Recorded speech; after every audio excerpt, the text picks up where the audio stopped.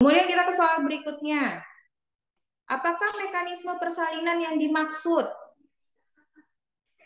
Kata kunci dalam soal ini adalah janin terus bergerak untuk menyesuaikan diri dengan bentuk panggul. Awalnya, bagian terendah janin bergerak melewati pintu atas panggul dengan posisi oksiput melintang. Kemudian dia menunduk dan dagunya menempel ke dada. Berarti awalnya dia ada di sini ya teman-teman ya. Posisi oksiputnya melintang. Kemudian kepala janinnya menunduk dan dagunya menempel ke dada. Berarti kalau dia menunduk dan menempel ke dada, itu dia menjalani proses fleksi. Ya. Jadi kalau masih ingat di penjelasannya teman-teman, kepala itu ketika masuk ke dalam panggul dia dalam posisi melintang seperti ini ya. Melintang. Kemudian yang ada di depan itu awalnya adalah ubun-ubun besar dan ubun-ubun kecil. Nah, kemudian setelah dia masuk lebih dalam ke dalam panggul, karena dia tertahan di bawah oleh dasar panggul, maka si kepala yang tadinya dia tegak lurus seperti ini, dia akan menunduk seperti ini. Ya, jadi dia akan menunduk, dagunya menempel ke dada. Nah, ketika si janin itu menunduk, teman-teman, yang ada di depan itu bukan lagi ubun-ubun kecil dan ubun besar karena dia menunduk, maka yang ada di depan adalah ubun-ubun kecilnya saja. Ya, kenapa dia menunduk? Supaya yang masuk ke dalam bagian tersempit panggul, yaitu tulang di antara kedua spina ischiadica, itu adalah diameter kepala yang terkecil. Gitu ya, itu tujuannya dia melakukan fleksi. Setelah dia menunduk, baru kemudian dia melakukan putaran paksi dalam. Dia berputar, gitu ya. Nah, tetapi tidak selalu kepala janin itu fleksi, tidak selalu kepala janin itu menunduk, gitu ya. Yang normal adalah dia menunduk atau fleksi, tetapi tidak semua. Ada janin yang dia nggak mau nunduk, dia tetap tegak begini kepalanya. Nah, kalau kepalanya tetap tegak begini, ketika dia masuk ke dalam panggul, maka nanti teman-teman akan menemukan presentasi puncak kepala. Jadi nanti yang teraba di depan itu adalah ubun-ubun besar. Kemudian ada lagi janin yang nggak tegak begini, tapi dia agak songong janinnya. Nah, agak mendongak seperti ini, ya. Nah, kalau dia masuk panggul dalam posisi agak mendongak ketika teman-teman PD, yang teraba adalah dahi. Ya, jadi yang teraba fontanel anteriornya dan juga tulang alis atau orbita. Kemudian ada lagi nih janin yang sombong maksimal, dia sombong bener, dongak sampai kepalanya seperti ini. Jadi ketika dia lahir nanti yang ada di depan adalah wajahnya, gitu. Ya, jadi nanti akan teraba hidung, mulut, dagu, rahang, gitu. Yang normal adalah harusnya ubun-ubun kecil, ya. Nah, itu tadi adalah gerakan kepala janin, yaitu fleksi. Kata kuncinya untuk fleksi adalah kepala janinnya menunduk.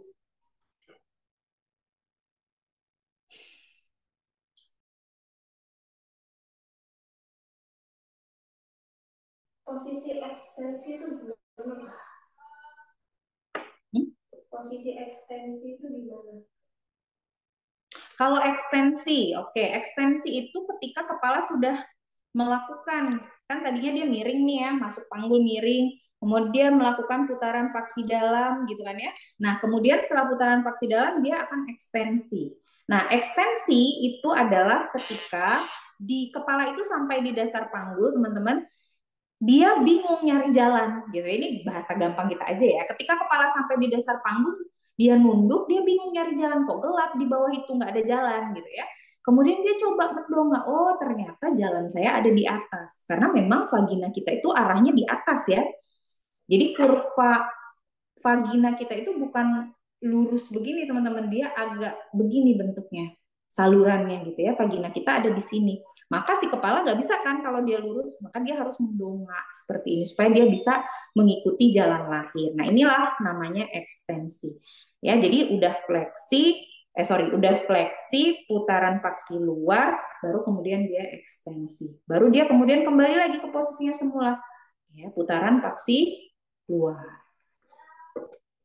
Ada di video materi kan ya? Ada di video materi, nanti dilihat ya. Oke, lanjut kita ke soal berikutnya. Ini tentang molase. Apakah arti tanda molase pada kasus tersebut? Molase itu apa sih gitu ya?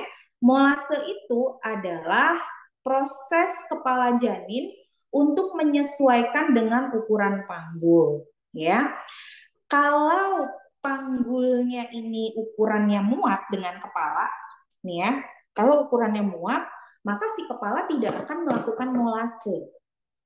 Makanya nanti teman-teman akan bilang tidak ada molase. Apa cirinya dia tidak molase? Ketika nanti teman-teman PD, ini akan teraba suturanya. Sutura itu adalah garis tengah gitu yang keraba kosong. Jadi kanan kiri ini tulang, terus di tengah-tengah sini tuh kayak ada yang kosong. Nah, itu sutura. Ya, kenapa harus ada sutura? Sutura itu sebenarnya adalah ruang cadangan, teman-teman. Ini adalah sebenarnya ruang rongga atau ruang cadangan. Jadi kalau seandainya panggulnya sedikit sempit, si kepala janin ini ukurannya bisa mengecil dengan cara tulang-tulangnya itu mengisi ruang yang kosong. Nah, kalau dia hanya mengisi ruang yang kosong tulang-tulangnya, itu kita sebut dia dengan molase derajat 1. Jadi kalau teman-teman pede, suturannya menjadi tidak teraba dan tulang-tulang kepala janin ini teraba seperti merapat. Gitu ya, karena ruang kosong si sutura itu dipakai untuk mengecilkan diameter kepala janin. Lalu bisa jadi juga kan panggulnya itu sempit. Nah, karena panggulnya sempit, si kepala masih tetap berusaha loh untuk lewat. Nah, dengan cara apa? Karena tadi ruang kosongnya udah keisi, terus masih kesempitan, maka si tulang-tulang kepala ini akhirnya saling tumpang tindih.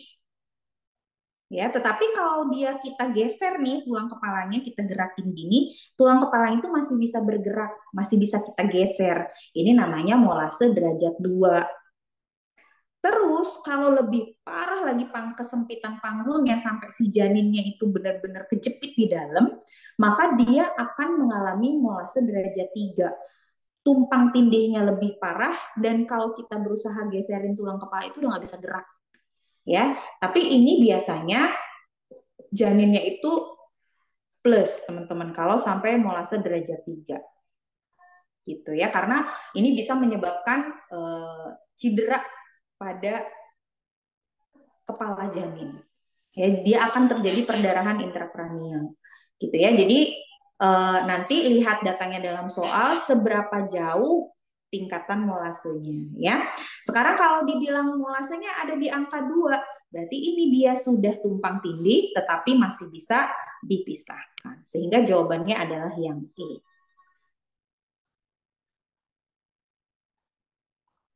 Lanjut kita ke soal berikutnya. Pertanyaannya, bagaimanakah penulisan ketuban pada partograf? Nah, kalau ketuban pada partograf itu kan ada U, J, D, M, K gitu ya. U-nya adalah utuh, J-nya adalah jernih, D-nya adalah darah, M-nya adalah mekonium, K-nya apa? Kering. Belum dijawab. K-nya apa? Kering. Kering ya. Kering, bukan keruh. Karena seringkali teman-teman salah paham. K-nya itu keruh katanya. Bukan ya, K itu adalah kering. Kering itu maksudnya kalau ketubannya udah pecah lama sehingga tidak tersisa lagi ada cairan ketuban, itu kita sebut kering, bukan keruh. Ya. Berarti kalau di sini dikatakan ketubannya utuh, maka jawabannya A, U kodenya. Ya.